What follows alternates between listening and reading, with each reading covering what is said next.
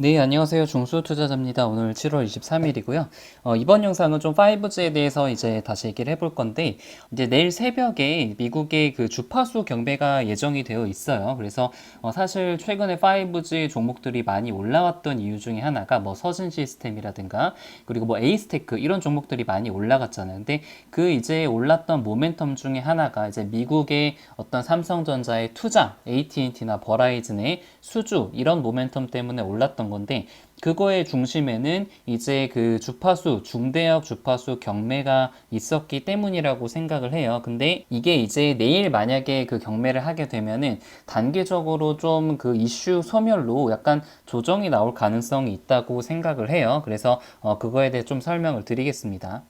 사실 뭐 최근에 이제 5G 종목 중에서 뭐 에이스테크 같은 경우는 지금 9,000원에서 8,000원에서 2만원까지 올랐으니까 거의 2배 넘게 오른 그런 셈이죠. 그리고 뭐 다산 네트워크스도 마찬가지로 지금 7,000원대에서 12,000원까지 넘게 올랐으니까 이거 2배 가까이 좀 올랐고요. 그리고 뭐 서진 시스템도 지금 이제 전고점을 넘고 이제 2만원, 23,000원에서 4만원까지 올랐으니까 이렇게 2배 가까이 올랐어요. 그래서 사실 지금 2분기 실적이 나온 게 RFH밖에 없단 말이에요. 근데 RFHIC가 원래 시장의 컨센서스가 2분기 실적이 한 플러스 2억 정도를 예상을 했는데 지금 컨센서스가 마이너스 한 20억이 났습니다. 뭐 물론 자세히 뜯어보면은 약간 일회성 비용도 있고, 물론 컨센서스가 워낙 안 좋았기 때문에 더 안 좋게 나온 것도 있는 것 같긴 한데, 아무튼 2분기 실적이 굉장히 잘 안 나왔어요. 그러면 당연히 이제 앞으로 실적이 나올 뭐 이제 이노아리스, KMW 그리고 메이스테크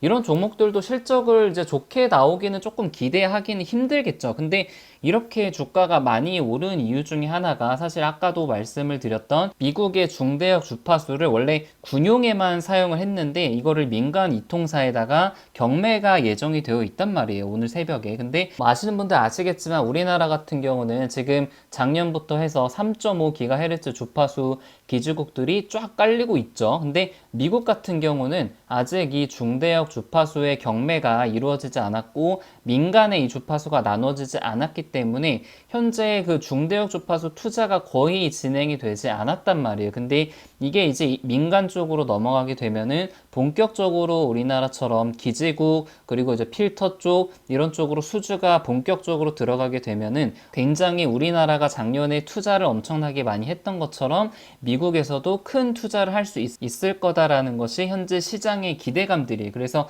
저는 이제 개인적으로는 이런 기대감들이 현재 주가에 많이 반영이 되어 있다고 생각을 하거든요. 특히 뭐 에이스테크라든가 이제 뭐 솔리드, 선 시스템 이런 종목들이 실적에 대비해서 미래의 기대감들이 현재 주가에 많이 반영을 한 거라고 생각을 하고 있어요. 그래서 만약에 내일 이제 주파수 경매가 끝나고 나면은 일시적으로 슈팅이 나올 수는 있겠지만 절대 추격 매수할 자리는 아니라고 생각을 하고 있고, 오히려 약간 조정을 받을 가능성도 있다고 생각이 들어요. 만약에 이게 시장에서 이슈 소멸로 받아들이게 된다면은 뭐 이미 많이 올라버린 에이스테크라든가, 사실 KMW도 최근에 이제 저점 대비해가지고 꾸준히 올라왔기 때문에 한 10%, 15% 넘게 좀 올라왔죠. 그래서 뭐 저도 이제 비중이 KMW가 좀 많기 때문에 현재 한 25% 정도 수익률을 보이고 있고 한 1,530만 원 정도 수익을 보고 있는데, 좀 내일 같은 경우는 너무 큰 기대는 하지 말고 오히려 조금 조정에 대비하는 그런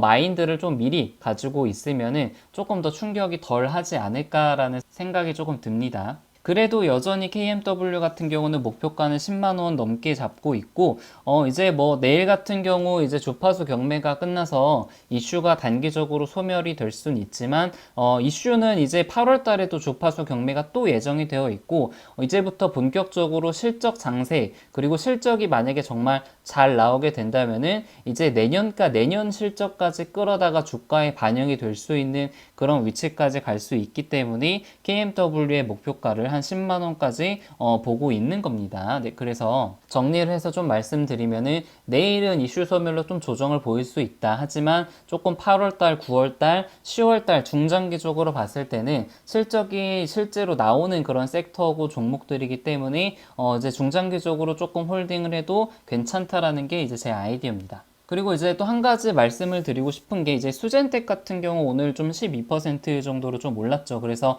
지금 한 1200 정도 이건 뭐 비중이 아주 많지는 않은데 한 20% 수익률을 좀 보이고 있고요.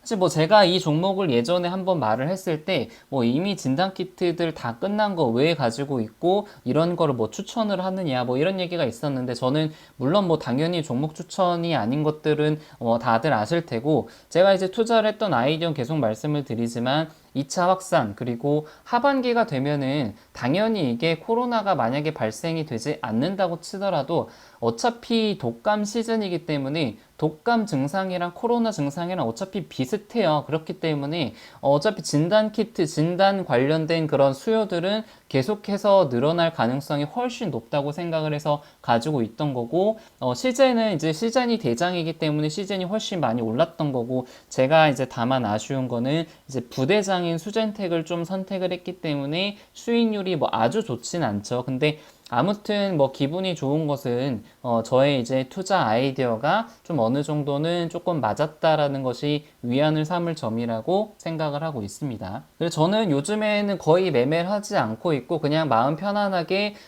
장 초반 아침에 이제 장이 어떻게 움직이는지 잠깐 보고 점심에 잠깐 보고 이제 끝날 때 보고 뭐 이렇게 그냥 확인만 하는 정도로 하고 그냥 제 본업에 좀 집중을 하고 있습니다.